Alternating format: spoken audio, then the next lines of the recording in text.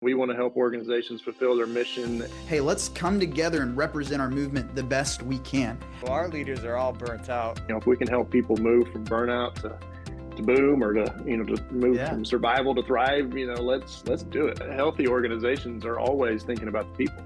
It hurts the organization a lot less if you quit and leave than if you quit and stay. Sometimes leadership presence is about being and not just doing. Purpose.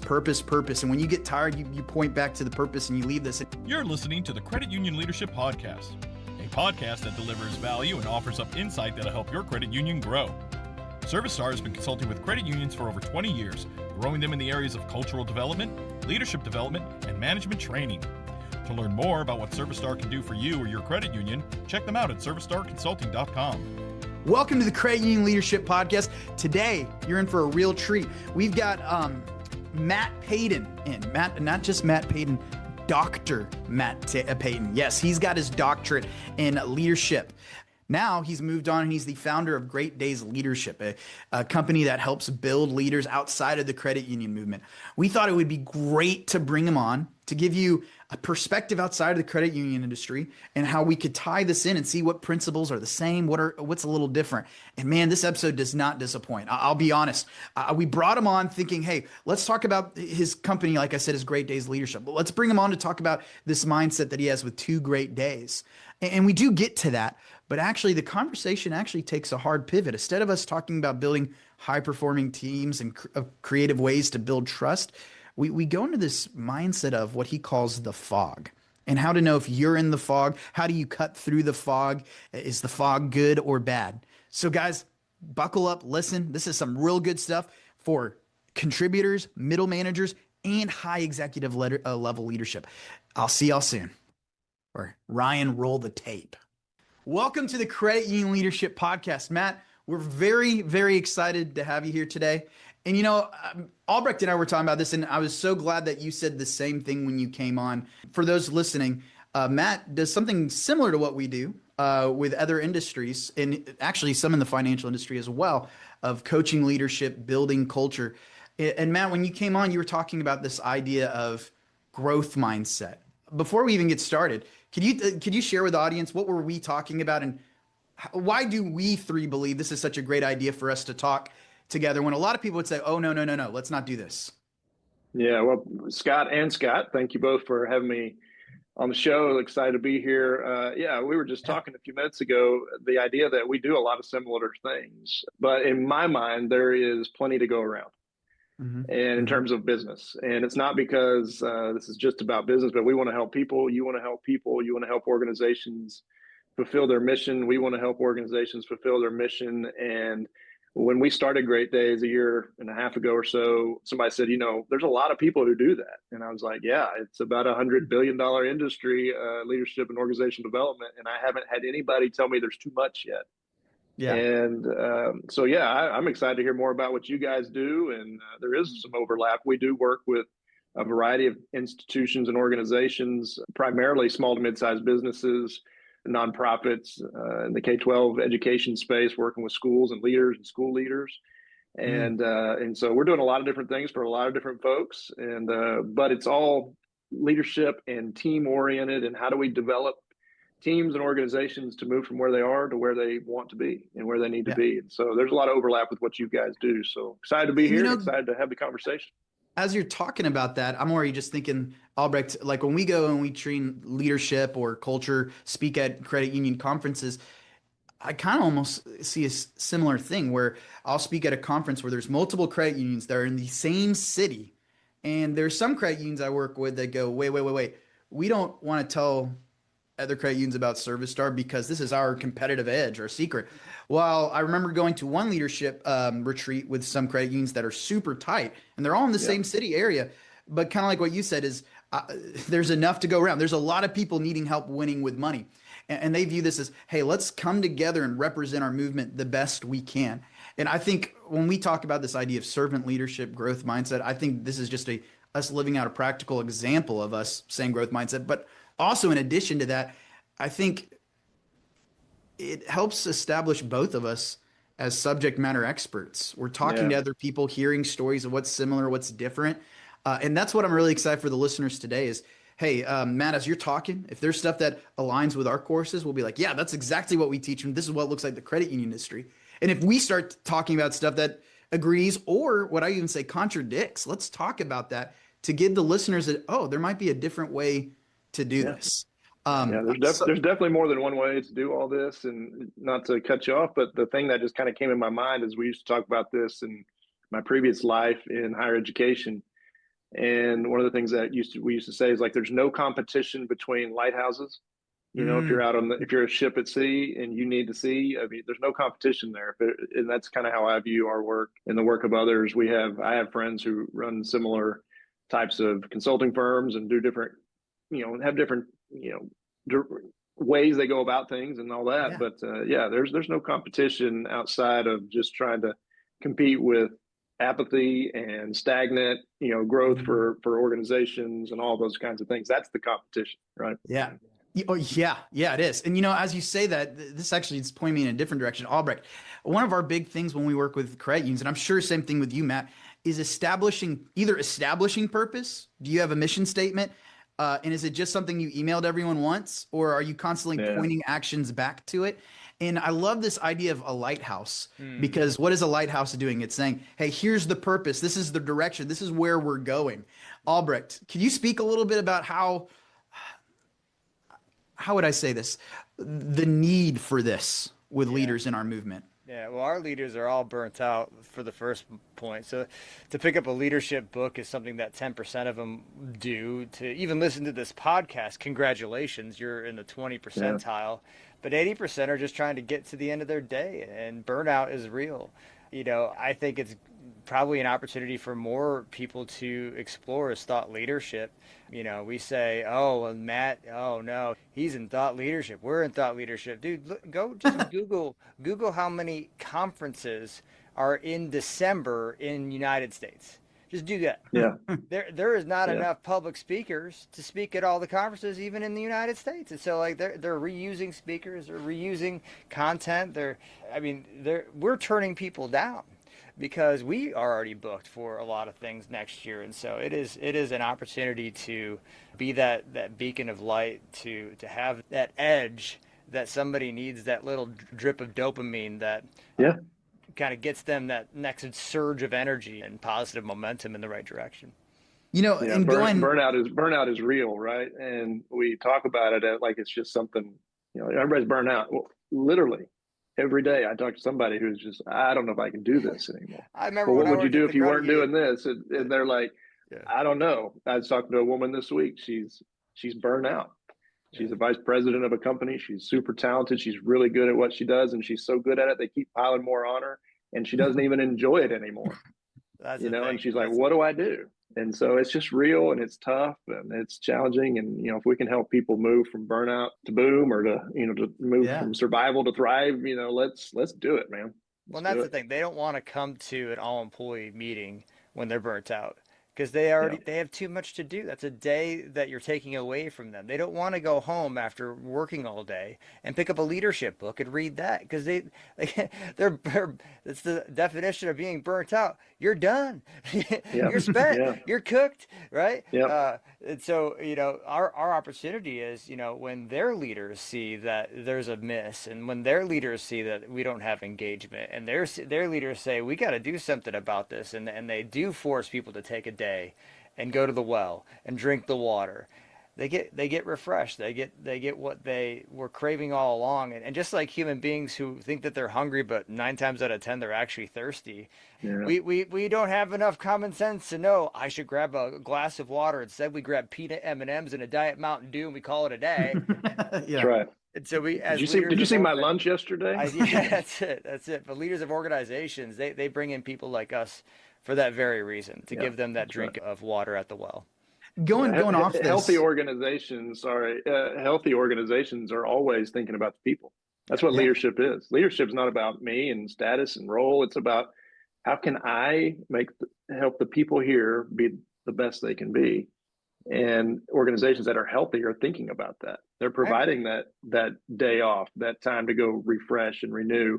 They're not trying to just pile on and stack. Hey, somebody left. We're going to give you their job and a little stipend of a raise, but now you have two jobs.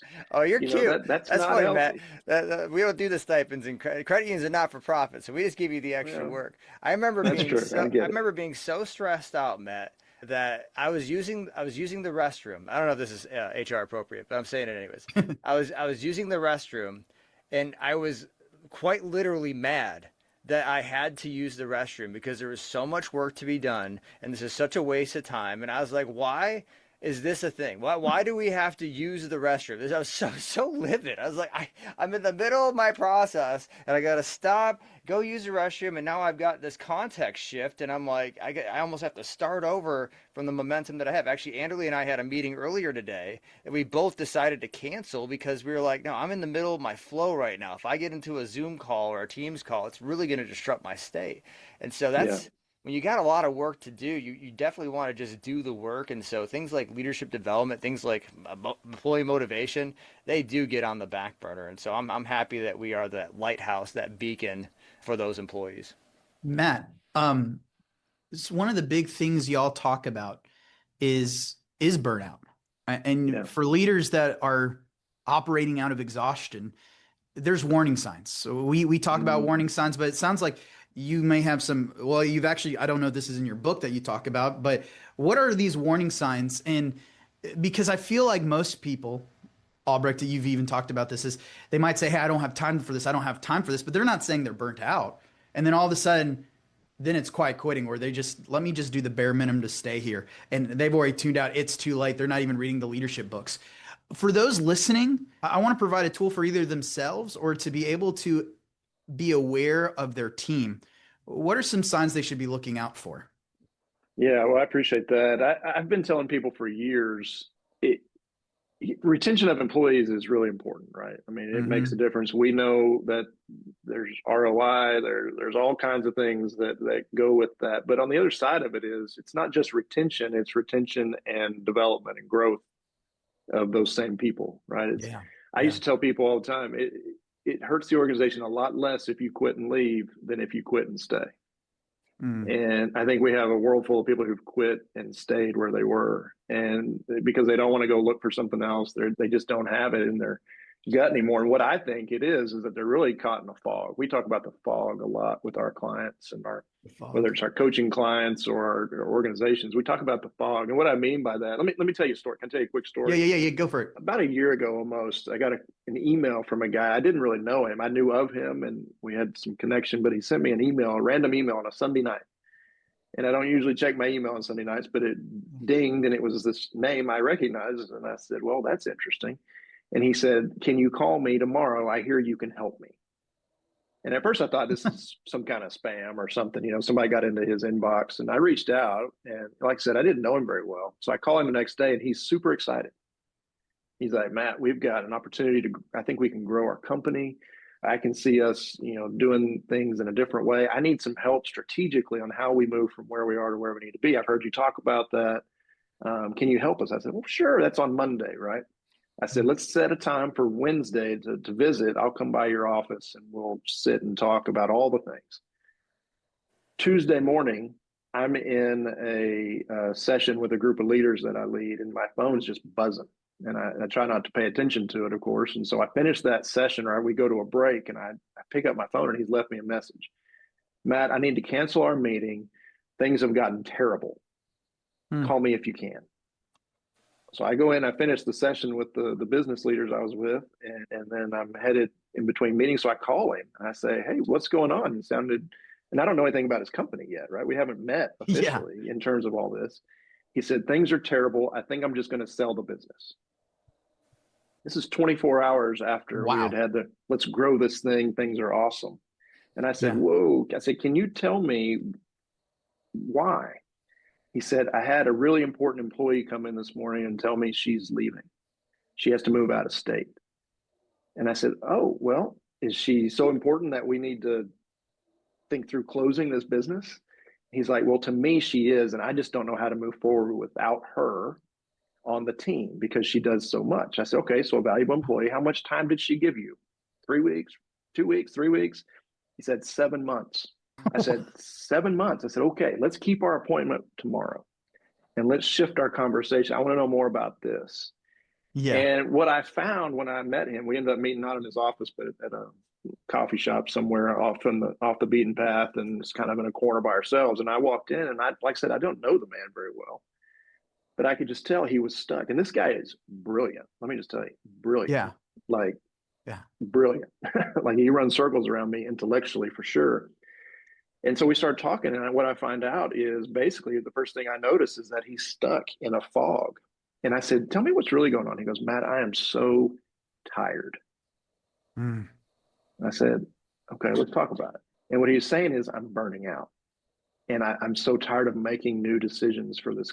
He actually owns three companies, and there's a lot of overlap of employees. It's not a large company, but it's significant, and he does well. But all he said was, "I'm so tired, and I'm tired of making decisions." And when I heard that, I thought, okay, this is what we're actually working on here. We've got to help him cut through the fog that comes when you're tired. We teach, it's in our book, and it's something I have a co-author who's a mentor of mine. He taught me this 20 plus years ago.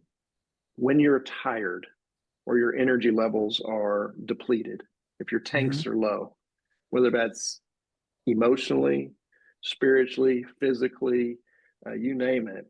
When you get tired, you begin to, you go through fatigue, which leads to this kind of fog. And when you're caught in the fog, you begin to flirt with things, mostly bad decisions, right? And the Mm-hmm. flirting, like this in this story, was, "I'm going to sell this company, just move on." Yeah. You know what I mean? You start to flirt with things. And so whether you flirt with, "I'm going to just leave," or "I'm going to quit and stay," or "I'm going to, all right, this person drives me crazy, I'm going to let them go," instead of just kind of making clear-headed decisions. When we get tired, when we get burnt out, there is so much about that has to do with leadership that people forget, because we've often lived with a badge of honor that the busier I can be, the more I am a leader. Mm-hmm. When in reality, there's a difference between doing and being. Mm-hmm. And sometimes leadership presence is about being and not just doing. And so we can go on and on about that. But I think about that all the time. People burning out, it's mostly they're tired. They don't take care of themselves physically, spiritually, emotionally, whatever it may be. I'm like, "When's the last time you had a date night with your spouse?" "Oh, what are you talking about? Who has time to do that?" Well, it fills that tank. When was the last time you did something fun with the family on a Saturday instead of getting up early in the morning and doing emails till noon?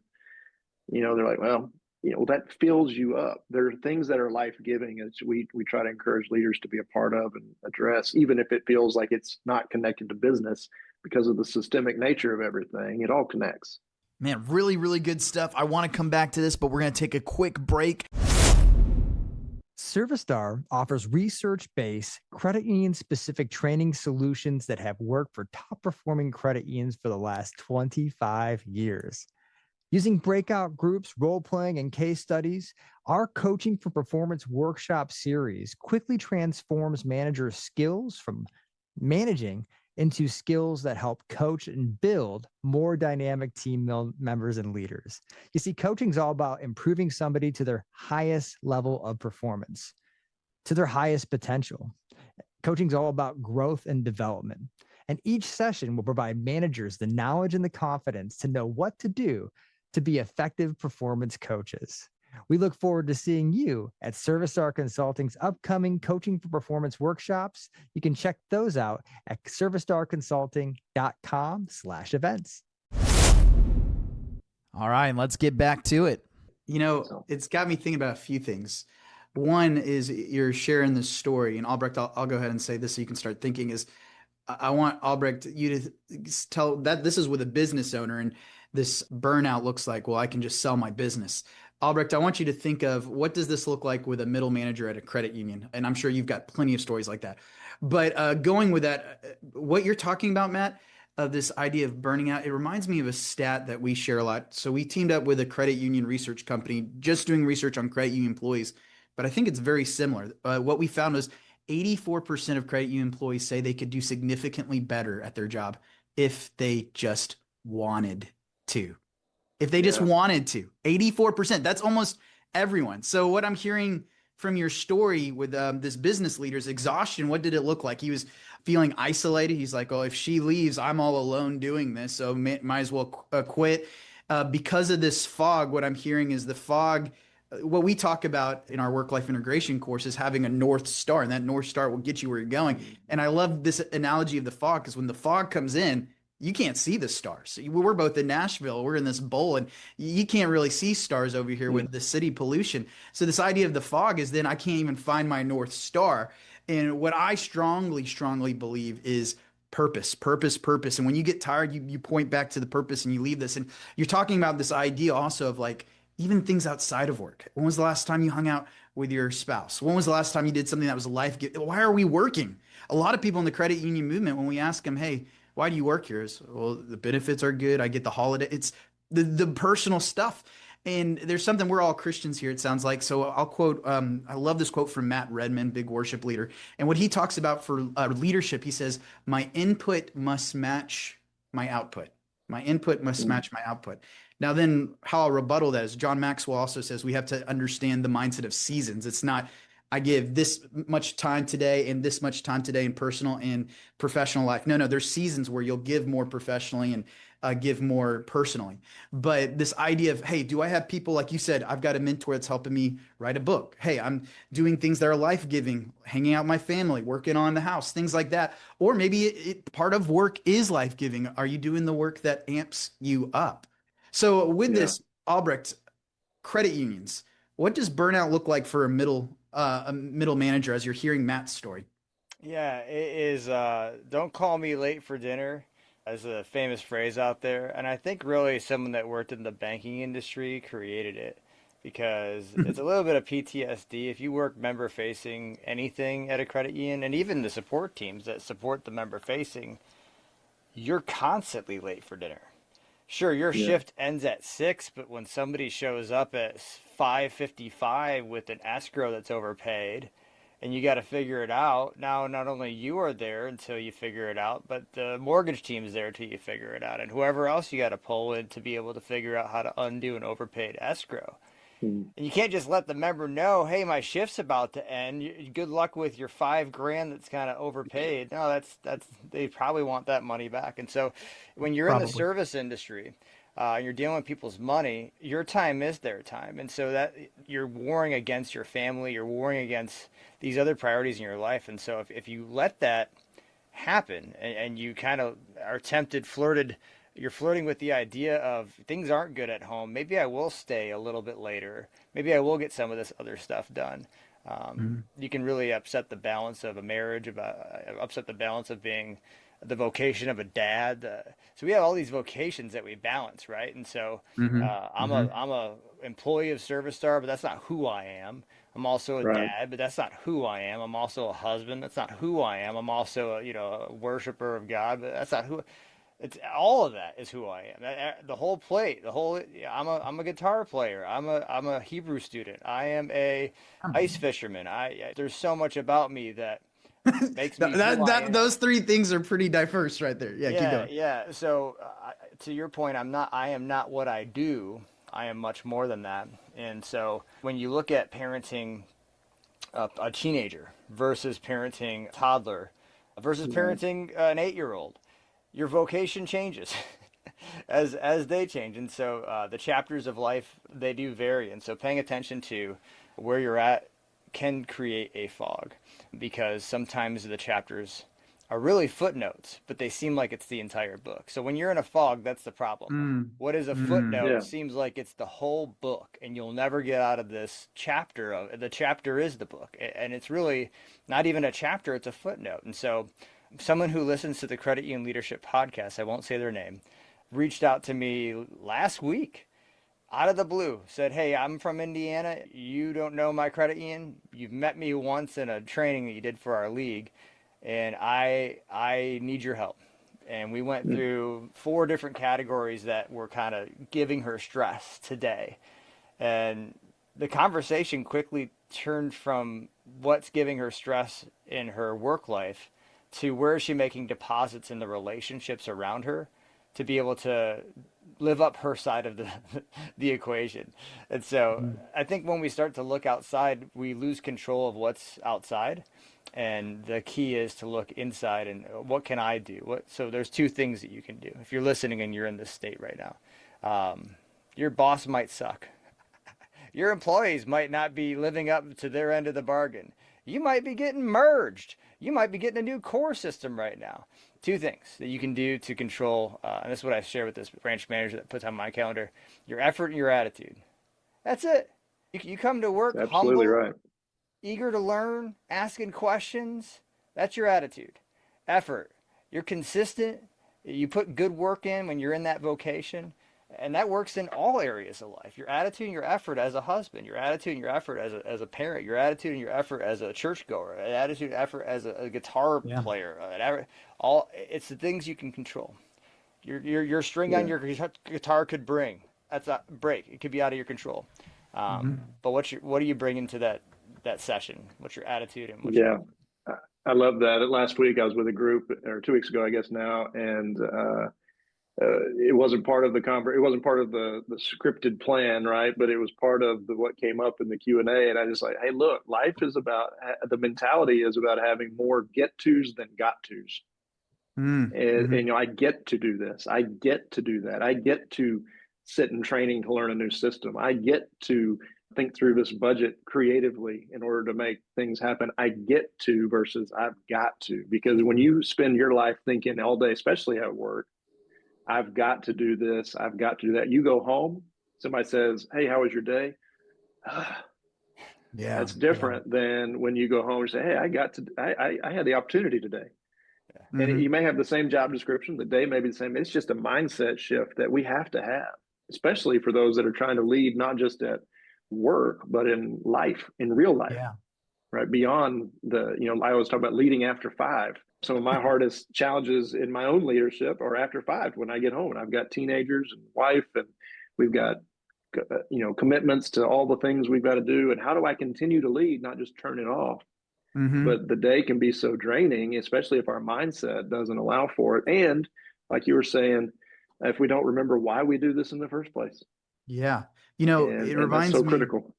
We have a course called Work-Life Integration, but I love leading after 5 and this idea of, are you doing things that are life-giving? And one of the things I work with a lot of people that I'm really passionate about is coming up with not your business's purpose statement, not your department's purpose statement, but a personal purpose statement. Who are you in your personal and professional life? And it's really inspired. You're from Nashville. So, Ken Coleman and John Deloney, they talk about this idea, but also someone named Brandon Turner, Better Life Tribe, that I'm a part of. They go even more extreme. Instead of having a personal purpose statement, who you are in professional and personal life, he has these 10 quadrants of life. So it's your spiritual life, your physical life, you as a friend, you as a spouse, you as a parent, all of this stuff. And they have you create a purpose statement for each thing. And then I love what you said, get to versus got to. So then with this purpose statement, you say, what do I get to do? What does this look like? Me being the best version of this purpose statement. And I think a lot of people, they get in that fog, they lose that North Star. And then it's just, I got to do this. I got to do this. And when you're in that fog, not only can you not see the purpose, the star, it also feels like you're the only one going through this. You feel like you're alone. I want to go back to your story. All right. The person that's like, hey, I should just sell the business. It's about a year later now. The thing I want to say is, unless we're intentional about it, leadership can feel deeply isolating. So with this story, does it have a happy ending? How did this leader overcome this loneliness of, if this person leaves, I don't think I can do it? Or what are you currently working on with them?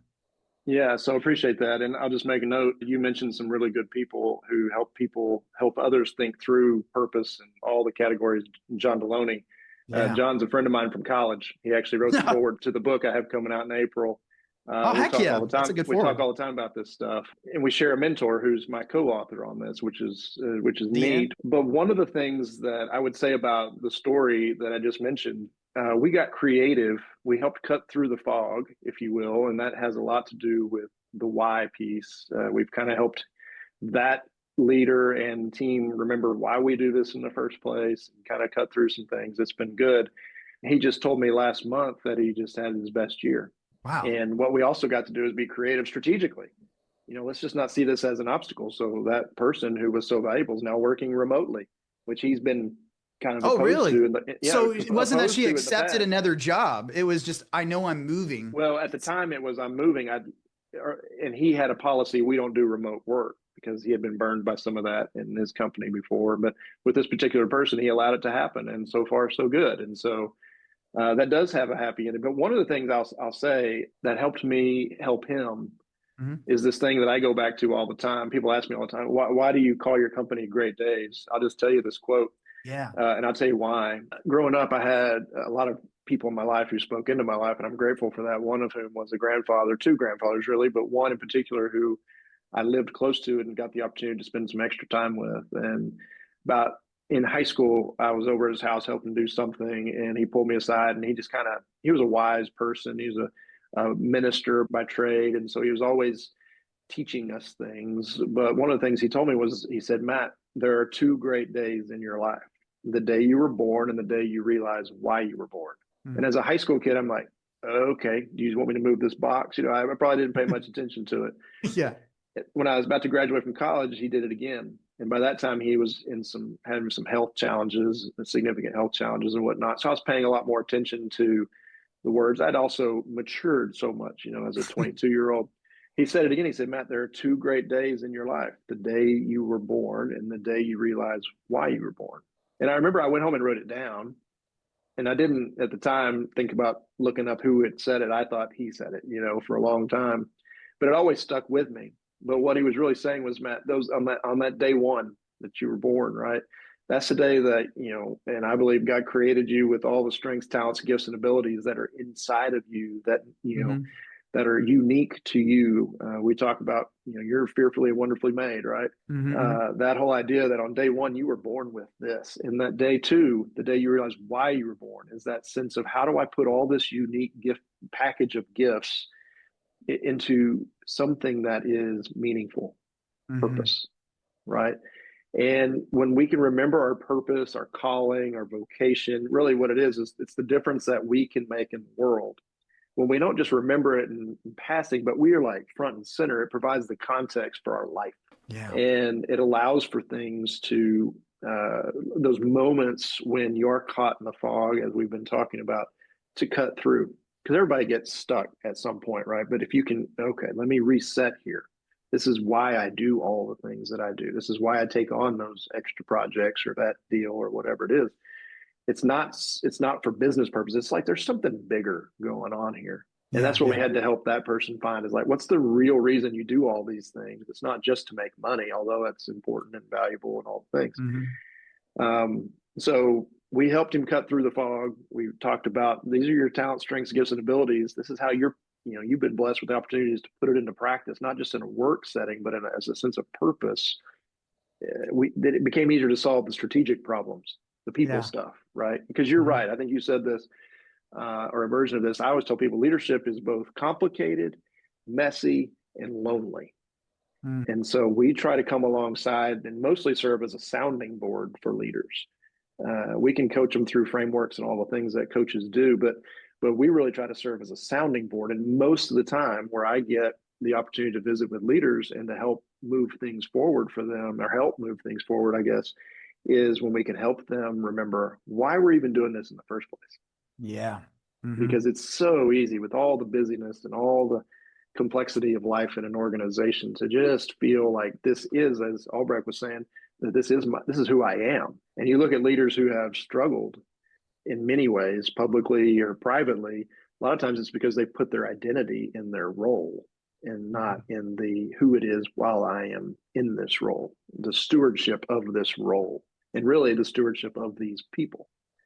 And so anyway, we talked through a lot of things, but that story does end well, at least right now. And we're continuing to have conversations, and we talk about the fog. And he's actually introduced me to other people. He says, this guy, he even told me the other day, he said, I want you to meet this person. He's stuck in the fog too.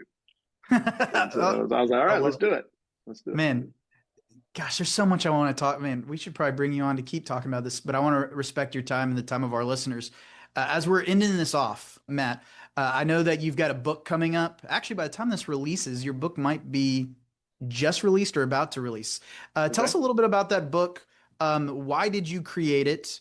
And how could it help credit union middle managers, CEOs, things like that? Absolutely. Appreciate the opportunity to talk about the book. It is called The Core: 8 Principles for Building Strong, Authentic Leadership. And Albrecht wants it to be about 8 packs and 6 packs of abs, but it is called The Core. And really what it boils down to is a mentor of mine and I wrote this together. His name is Dr. Ken Jones. He's the president of Oklahoma Christian University in Oklahoma, or in Edmond, Oklahoma. And he was the president of my small Christian university when I was a student. And then I went to work there at the university, and he's one who taught me about leadership. I have a doctorate in leadership, but I had one before I did the formal training, because he just showed me what it meant to be a leader. And really what it was, he talked to me about principles. And several of the principles, the 8 principles in this book, have been things that he taught me, but also many others, thousands of others. And then I've added some to that, and we've created this book called The Core. Really excited about it. The first half is a fable. It's a story of a mentor and a mentee. It's fun, it's different. And then the second half of the book is these 8 core principles kind of brought into kind of more traditional leadership book perspective, where you're trying to ground it. And the whole thing has to do with kind of a new approach to servant leadership. It's not different in some ways, but it's very different in others than how the world talks about leadership. And we're excited about it. It's available even now everywhere books are sold. It'll be out you'll actually get your copies. It'll be on the shelves beginning April 21st of 2026. And so we're excited about that. It has been the content for some of our work through our company here for the last, since we started with what we call our leadership core groups. And it's just designed to help people, especially in the middle. When you write a book, they tell you who's the avatar you're trying to write towards. And we had a couple that we tried to angle it towards. And one of them is that person who's in the middle. You're on your way up. Maybe you're next, maybe you're where you're going to be, but you have leadership role. And, how do we do this in a way that helps bring people along to better themselves and use their talents, gifts, strengths, and abilities? And then as we think about those leaders who are maybe on the more senior side, how can I help the next generation? Yeah. And what is it that makes a difference and what matters, the core of leadership? There's a lot of great components of leadership that we don't talk about. We're not talking about strategy or conflict management necessarily, or communication, or all those things that are really important skills. This is the attributes, the principles that we think it takes to be a leader who makes a difference. And so we're excited about it. And it's been a lot of fun to work on with a mentor. And we've got some ideas for some other books here to come, but we've got to get this one out there so we can move on to the next one. But we're excited about this, and just thank you for letting me bring it up. Yeah, and what I'll say, listeners, Vertex alumni, leadership level 2, Vertex, this book is for you. We'll have a link to get this book in the show notes. So look at that. This book is for you, but also it sounds like this book would be helpful for aspiring leaders to learn what are the attributes people are looking for. Also, it's a great reminder for those that are in target leadership level 3, the aspiring VPs and CEOs of, hey, what do I need to reflect and what do I need to look for when I'm developing future leaders? Matt, thank you so much for coming on today. Thanks, guys. This was fun. I appreciate what you're doing and appreciate the opportunity to be with you. And man, it's just fun to talk to people who are thinking about how do we help people be all they can be. And so I love it. So look forward to visiting again in the future. Thank you very much. See, Matt, man, what a great episode. I love bringing Matt on. I loved hearing his stories of working with entrepreneurs and leaders, and then hearing Albrecht tied into what we're seeing with credit unions that we work with. Some of the big takeaways that I wrote down, like I said, was this idea of the fog is the warning sign of burnout. So then the question is, how do we get out of the fog before it's too late? And what Matt pointed to was the idea of having purpose. And one of the things is a practical tool that I'm going to start using is the words that we say. Am I saying, I get to do this, or I have to do this? Or I think he said, get to, got to, get to, got to.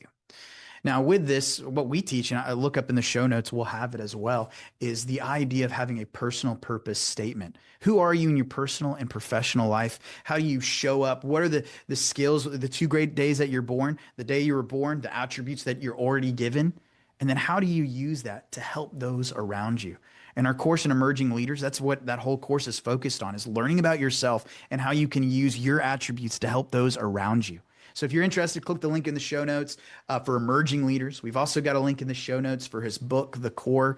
Really excited about that. And guys, the other thing he said that I thought was powerful, isolation. When you're in the fog, you're alone. And what he said is what prompted the start of Great Days Leadership was he wanted to be a sounding board for leaders.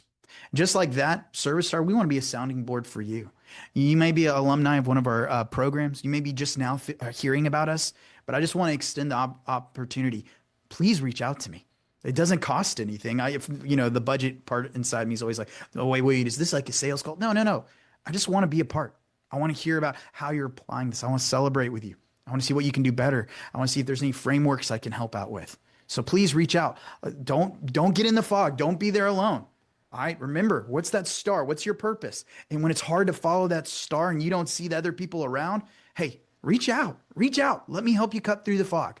Guys, this is the Credit Union Leadership Podcast, where we're inspiring current leaders to keep going, to get out of that fog, where we're aspiring future leaders to find that star and say, what do I have to contribute that will help others win with money? Thank you all so much. We'll see you next time.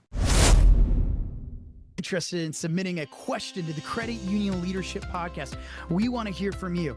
Go in our show notes. We have a link over there, and in that link, it's going to take you to two options. You can submit a question written out through email, or you can submit an audio recording through SpeakPipe. We make it super easy. Go to the link in the show notes, click audio recording. Once you click audio recording, it's going to take you straight to a website where you just press the record button. You've got 90 seconds to submit a question or submit you catching doing somebody do it right. And then you just type in your name and email address, and that's it. It comes straight to us, and we'll take it from there. So you don't need to download anything. You don't need to get any new software. You just go to this website, press record, and click submit, and we're good to go. So go to the link in the show notes. Click if you want to submit a question written out or through audio, and we'll take it from there. Thank you, guys. We'll see you next time. Hey, we are on YouTube. We've got video podcasts. So click the link in the show notes. Watch our YouTube video. We're working on how to get videos on Spotify and iTunes, Apple Music, things like that. But what we've learned is that people are 80% more likely to remember something if there's a visual associated with it. So watch our video podcast, comment, let us know how we can be better. Let us be part of your journey. Thank you so much. An investment in leadership is one that pays dividends in your others. I'm Scott Albrecht, guest on the Credit Union Leadership Podcast and Vice President of Learning and Development. And man, oh man, our upcoming Emerging Leaders course is something that I didn't get as a department manager over several departments in the credit union movement. And the average manager in America doesn't go to manager training until they've been a manager for 10 years on average. We send the average teller to 2 to 3 weeks of teller training. And yet, as a manager, we just give them the keys to the Jeep and we tell them not to break it. Drive it like you stole it. Maybe even prayers and our best thoughts are with you, but no management training. And so Service Star Consulting is here to fill that void with our Emerging Leaders class, where your talent will get topics like effective mentorship, building trust, coaching for performance, leadership hacks, and many more. Join us at our next upcoming cohort. We've got 2 that launch every year. We're so excited about having your talent at the next Emerging Leaders cohort.